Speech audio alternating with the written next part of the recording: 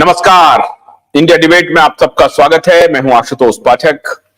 मित्रों, हमने कल से ही ये घोषणा की थी कि आज 1 बजे हम आपसे लाइव होंगे सहारा निवेशकों के मुद्दों को लेकर के।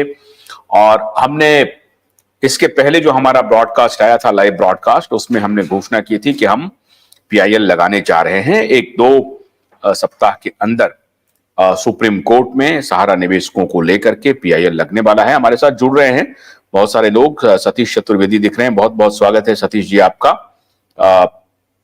बहुत स्वागत है। कैसे हैं सतीश जी आप? ठीक हैं, कुशल हैं? धन्यवाद, बहुत बहुत बढ़िया सर। आप अपना लैंडस्केप कर लीजिए, मोबाइल को थोड़ा सा। हाँ, अभय जी आ गए हैं। बहुत स्वागत है अभय जी आपका। और ऐसा लगता है कि जैसे ही हम लोगों ने पीआईएल की घोषणा की, उसके बाद से बहुत सारे लोग एक्शन में आ गए हैं। अब ये एक्शन फर्जी एक्शन है, गुमराह करने वाला एक्शन है, सिर्फ ढकोसला है। आज इसी मुद्दे पर बात करेंगे कि ये जो एक्शन है वो इसको कितनी गंभीरता से लिया जाए। तो शुरुआत करेंगे। एक्शन पहले क्या हुआ है ये भी सतीश जी से मैं जानना चाहूंगा कि सतीश जी आप ही अगर बताएं कि क्या एक्शन हो रहा है तो ज्यादा बेटर रहेगा, या अभय जी बात करना? मम्मी वाला मोबाइल। अभय जी बोलिए। अभय जी, आपका इंटरनेट हमेशा कमजोर रहता है। आप कहां रहते हैं? आप अपने इंटरनेट को पहले ठीक कीजिए।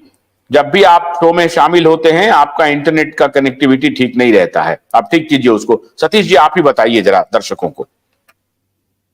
नमस्कार, लाइव में जुड़े हुए सभी साथियों का हार्दिक स्वागत, अभिनंदन। देखिए पाठक जी, संयुक्त ऑल इंडिया जन आंदोलन संघर्ष न्यायमूर्ति ने जिस दिन स्थापना की थी और आज तक संघर्ष करते हुए आ रहा है निरंतर, हमको पूर्ण विश्वास भी है और इसके प्रमाण के साथ मैं बता सकता हूं। जब जब आंदोलन का डेट मिला तो सहारा के लोगों ने, प्रबंधन लोगों ने गुमराह किया। और अब जब पीआईएल की बात हुई, जनहित याचिका की बात हुई, आपके मंच के माध्यम से बात हुई और आपके मुख के द्वारा, आपकी वाणी के द्वारा ये कहा गया कि जनहित याचिका सुप्रीम कोर्ट में 20 वकील अधिवक्ता के माध्यम से एक केस लड़ा जाएगा, उस दिन से भारत सरकार और सहारा प्रबंधन में खलबली मच गई। और ये खलबली जो मची है, सीआरसी ने ये सिर्फ दिखावा किया है। मैं आपके मंच के माध्यम से सीआरसी के अधिकारियों से पूछना चाहता हूं, जब आपने 10,000 रुपए 14 महीने में नहीं दे पाए तो आप 5 लाख रुपए कैसे दे पाएंगे? दूसरा पाठक जी, मैं एक प्रमाण के साथ आपको सामने आज रखना चाह रहा हूं। मैंने आपसे कहा था कि विवेक अग्रवाल जी को मैंने शिकायत सीआरसी में जब किया था तो उस समय भुगतान मिलता था मिचौती के साथ। ये हमारे सामने चेक है, ये आप देख रहे हैं, ये मुरार का चेक है और ये डेट है 13 दिसंबर 2022। हमने इसकी मार्च 2022 में कंप्लेंट किया था और इसका 5 लाख रुपए का इन्होंने चेक दे दिया। दूसरा चेक जो दिया, ये चेक बाउंस हो गया। आज दिन तक इस पर कोई कार्रवाई नहीं हुई। ये प्रमाण है हमारे सामने। और उस समय सीआरसी ने कोई डिफिशियंसी, कोई आधार कार्ड, कोई मेंबरशिप में कमी नहीं निकाली। जब पोर्टल पर हमने लॉगिन किया तो आज उन्होंने बता दिया कि आपका मेंबरशिप और आधार कार्ड मैच नहीं कर रहा है। तो क्या उस समय आधार कार्ड दूसरा था? क्या आज आधार कार्ड दूसरा है? सीआरसी को वही मैंने प्रपत्र दिए थे। सिर्फ सीआरसी, भारत सरकार गुमराह कर रहा है। और जो सहारा के प्रबंधन ने जो लेटर जारी किया है वो इसलिए भ्रमित करने के लिए, जनता के लिए।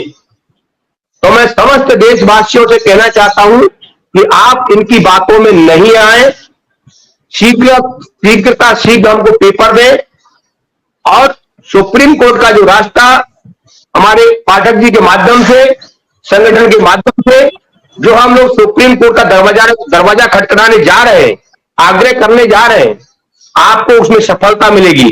ये सब सिर्फ तो सिर्फ भ्रमित करने का काम किया जा रहा है। कुछ हमारे आज सहारा के चाटुकार आज लिख रहे थे सुबह कि साहब आंदोलन ने क्या किया, और आप पाठक की लाइफ में जुड़ रहे हो, पाठक जी क्या करेंगे।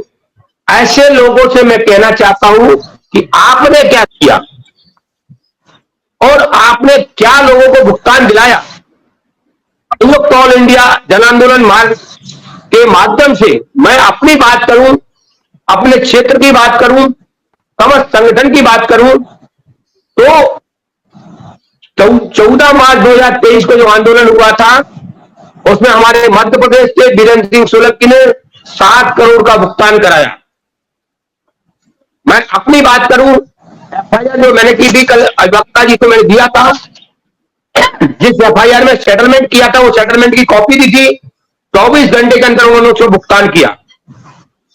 और मार्च और अप्रैल में वही ग्वालियर जिले में 50-50 लाख का पेमेंट हुआ।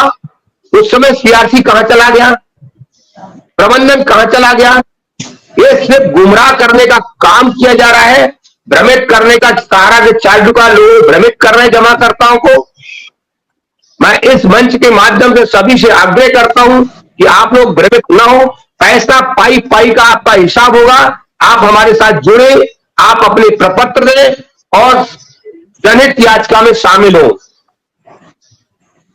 यही मेरा निवेदन है पाठक जी, आपके मंच के माध्यम से गुमराह किया जा रहा है, बाकी कुछ नहीं है।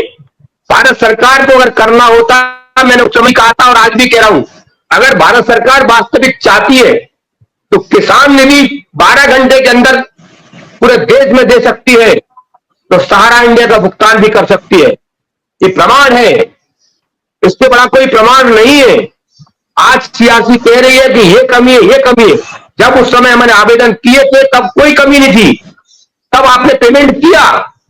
आज रास्ता अलग क्यों बना लिया? क्योंकि आज आप भ्रमित जनता को कर रहे हो, पैसा देना नहीं चाह रहे। सहारा इंडिया के प्रबंधन से और आपकी और भारत सरकार के जो राजनेता बैठे हैं उनकी मिली भगत है, वो पैसा को हड़पना चाह रहे हैं। तो मैं देशवासियों को आश्वस्त कराना चाहता हूं कि पैसा आपका डूबेगा नहीं, पाई पाई का हिसाब मिलेगा। सिर्फ आपको संगठन के साथ देना होगा, एक साथ रहना होगा। इन्हीं बातों के साथ मैं अपनी बात को विराम करता हूं। नमस्कार पाठक जी।